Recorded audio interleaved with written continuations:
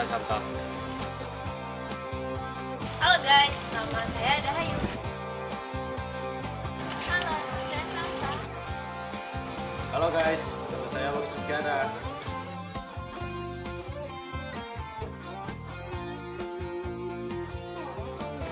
Halo, nama saya Putri. Perkenalkan, nama saya Rifki Andriansa. Halo guys, jadi kami hari ini mau cari narasumber anak SMA 4 namanya Salsa kalau sekolah. Mari kita cari.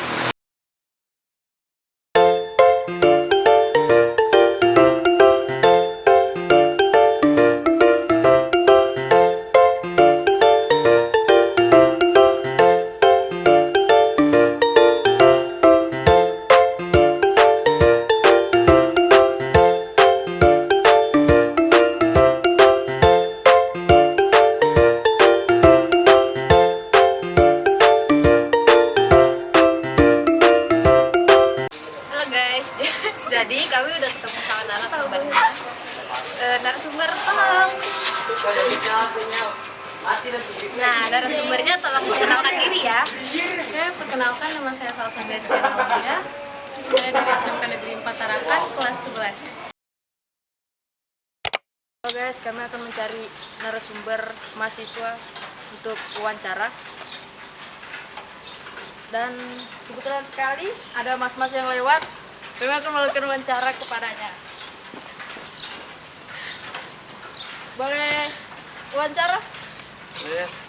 Boleh perkenalan diri? Perkenalkan, nama saya Muhammad Tony Chandra, bisa dipanggil Chandra. Saya dari program studi Ekonomi Pembangunan, Fakultas Ekonomi Universitas Bunda Tarakan, sekarang semester 7. Oke baik, jadi saya sekarang sama narasumber ketiga. Narasumber tolong perkenalkan diri. Ya, nama saya Raka, saya pekerja swasta.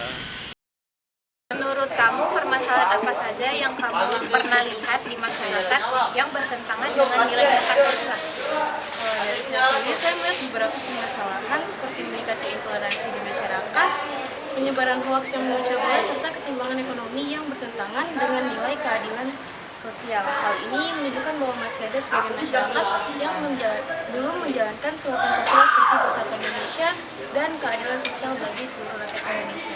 Menurut saya ya, berbicara tentang Pancasila. Pancasila ini kan merupakan simbol ideologi negara Indonesia. Pancasila ini bukan sekedar ideologi, melainkan Pancasila merupakan budaya dari leluhur dan falsafah hidup rakyat Indonesia.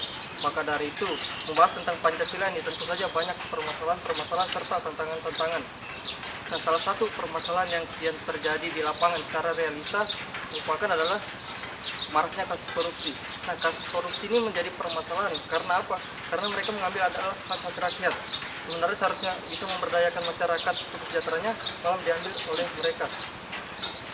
Nah, kenapa korupsi ini masih banyak, belum tertuntaskan sampai saat ini? Salah satunya ya karena kita melihat bahwa hukum kita terlalu tajam ke bawah, namun ke atas itu tumpul.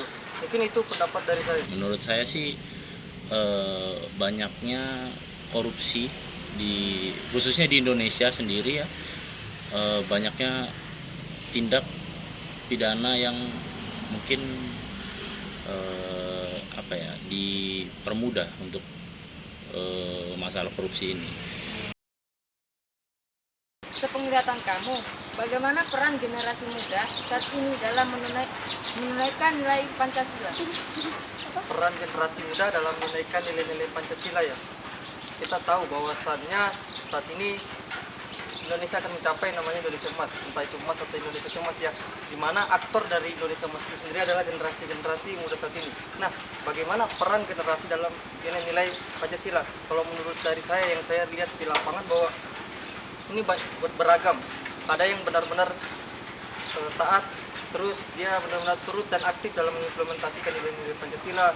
Ada yang hanya sekedar tahu lalu tidak mengimplementasikannya, dan yang terakhir mungkin ada yang acuh terhadap nilai-nilai Pancasila. Nah, hal ini mungkin disebabkan oleh kurangnya pendidikan, terus lingkungan, serta zaman yang begitu modern cepat, sehingga banyak mahasiswa, banyak generasi itu yang tergerus mengikuti gaya-gaya kebarat-baratan. Jadi kesimpulannya dari saya ya, saat ini banyak mahasiswa yang pengetahuan saya banyak generasi yang acu-acu, terus ada yang memang turut aktif dalam mengimplementasikan, mungkin seperti itu. Ya, sejauh ini saya lihat para pelajar sudah menerapkan nilai-nilai Pancasila ya sesuai dengan 5 sila kita. Untuk ketuhanan sendiri saya lihat banyak siswa-siswa yang sholatnya 5 waktu, sholat Jumat berjamaah. Mungkin untuk Persatuan Indonesia kita sendiri bisa lihat lah, khususnya di Tarakan ini kan banyak sekali anak-anak yang ngobrol dan nongkrong bersama mungkin. Perannya, generasi muda saat ini memiliki peran penting seperti menjadi agen perubahan yang aktif dalam menyuarakan perdamaian, menjaga keberagaman, dan memanfaatkan media sosial untuk menyebarkan nilai-nilai positif. Pertanyaan nomor 3, menurut kamu bagaimana cara menjaga nilai persatuan di masa-masa pemilu saat ini? Kalau dari saya pribadi, di masa pemilu penting untuk mengedepankan dialog yang sehat dan menghormati perbedaan pendapat. Saya rasa kita bisa menjaga persatuan dengan tidak terprovokasi oleh isu sara atau hoak, serta lebih fokus pada ide dan program kerja yang ditawarkan calon pemimpin. Selain itu, kita juga perlu mengingat bahwa pemilu adalah bagian dari proses demokrasi, bukan ajang permusuhan. Pastinya dengan saling saling memberikan masukan mungkin juga, dan juga menolak hoak-hoak yang ada di Indonesia, mungkin seperti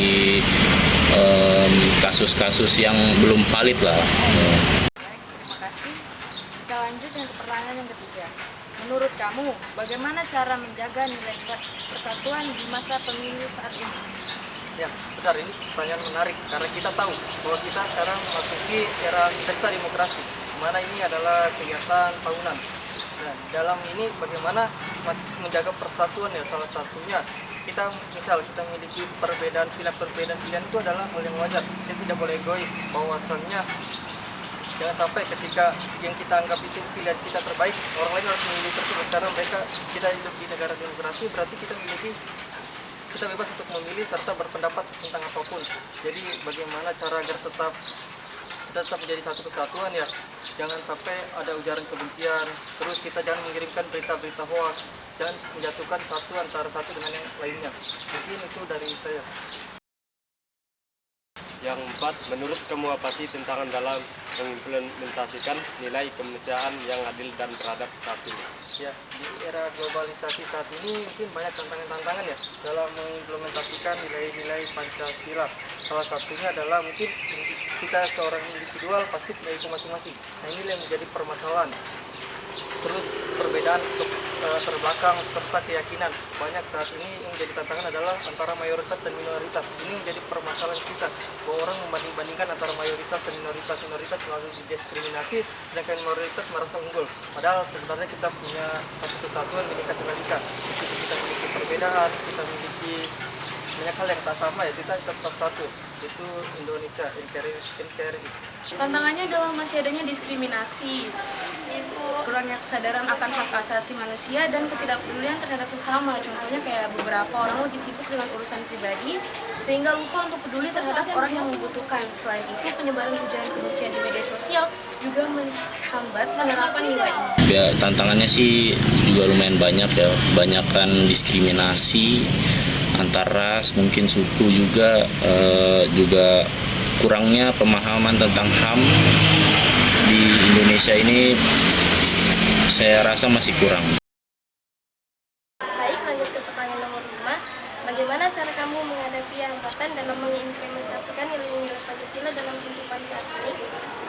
Dari sini saya berusaha menghadapi hambatan ini dengan mulai dari diri sendiri.